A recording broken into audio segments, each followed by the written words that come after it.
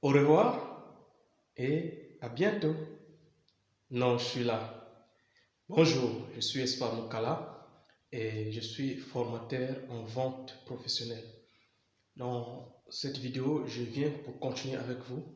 Si vous avez suivi les séries ou les épisodes sur la série sur les valeurs morales que nous devons à tout prix répondre en Afrique si nous voulons une Afrique meilleure demain.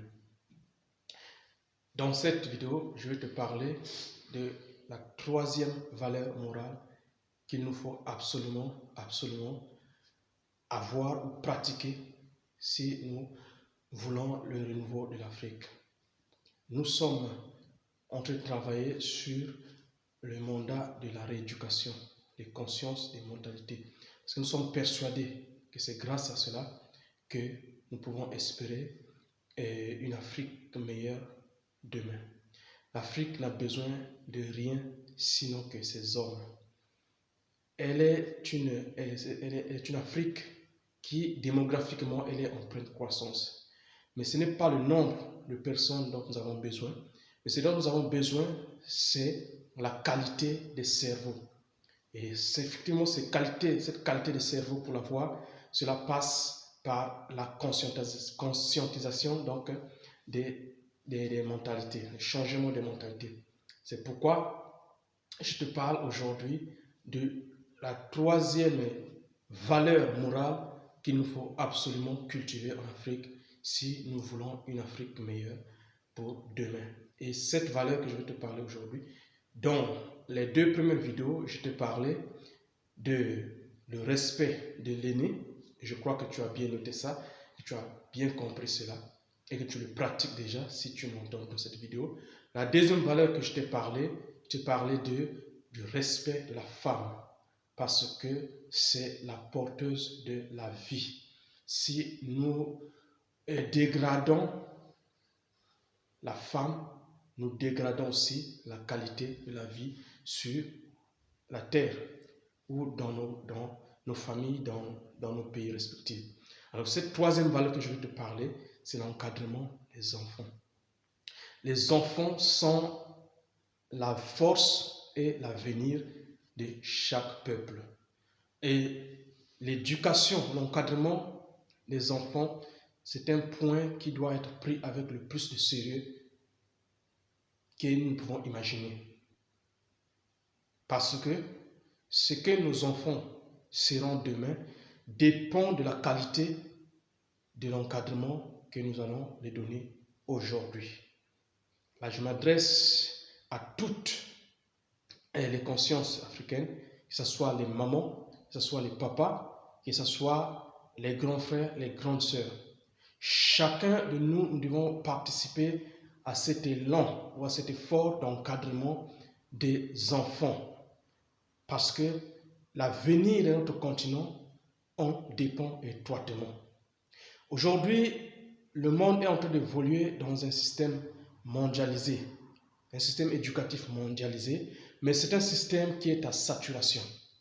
C'est un système qui a fait ses preuves, mais actuellement, ce système-là est débordé. Ce système-là, nous tous, nous avons voulu le suivre à un certain moment, parce que c'est ce que les parents connaissaient. Un enfant est né, je ne sais pas, à 6 ans, on l'amène à l'école.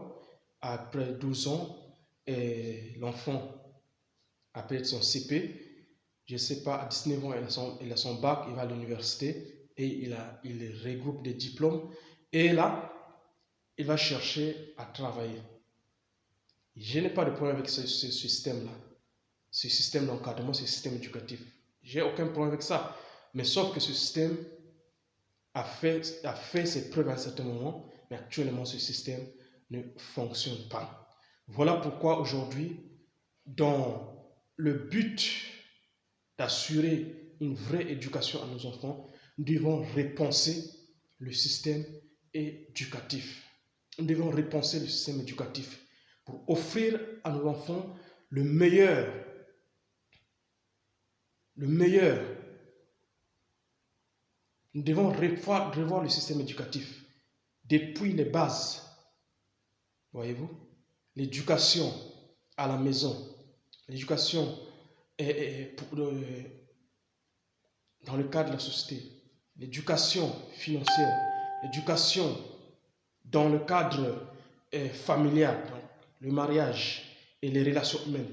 Dans tous ces paramètres-là, aujourd'hui, nous devons revoir et repenser le système éducatif. Je vous prends un exemple. Trouvez normal un enfant qui a fait l'école depuis le primaire jusqu'à l'université, avant le doctorat ou le master, que cet enfant se retrouve encore, après avoir fini ses études-là, se retrouve dans une situation financière où il est incapable de prendre soin de ses propres besoins, de ses parents, même de ses frères et sœurs ou des autres dans la société. Est-ce que cela est normal? Tout ça est dû parce que le système éducatif dans lequel, excusez-moi, le système éducatif dans lequel nous avons évolué jusqu'ici est un système saturé. Il faut le repenser. Il faut, dans notre système éducatif, nous puissions avoir des process qui font que lorsque l'enfant arrive à 18 ans, cet enfant soit capable, qu'il soit mature, capable de servir dans la société, capable de se générer une rémunération, capable de faire quelque chose qui peut lui permettre de gagner sa vie ou de se prendre en charge. Et si nous faisons cela, je crois que ça va aider beaucoup de nos jeunes et ça va beaucoup améliorer les conditions de vie. Donc, je voulais partager cette pensée-là aujourd'hui. Nous devons retravailler sur l'encadrement des enfants parce que cela vraiment est tellement important que nous devons repenser cela. Nous devons nous concentrer sur ça afin d'offrir un meilleur encadrement à nos enfants. Et quand je dis encadrement, c'est dans tous les domaines de la vie. Et qui va le faire? Nous n'allons pas attendre quelqu'un qui vienne le faire pour nous. Toi, tu vas le faire, moi, je vais le faire. Chacun à son niveau, devons agir. Parce que les enfants, c'est l'avenir de toute nation. Vous et nous qui sommes déjà adultes, un de ces matins, nous sommes appelés à partir. Laissons les enfants qui vont nous remplacer dans nos pays différents, dans nos différents pays. Et si nous leur transmettons des valeurs éducatives, un encadrement de qualité, alors ils seront capables de bien prendre la relève lorsque nous ne serons plus là ou nous serons fatigués. Voyez-vous? Donc, c'est là l'encadrement est un paramètre très important dans le développement d'une nation ou d'une société. Voilà, je voulais partager avec vous cette valeur morale que si nous cultivons cela, si nous travaillons à cela, ça pourrait beaucoup aider à améliorer la situation de l'Afrique dans tous les domaines. Je vous dis, donnez rendez-vous à la prochaine et d'ici là, portez-vous bien.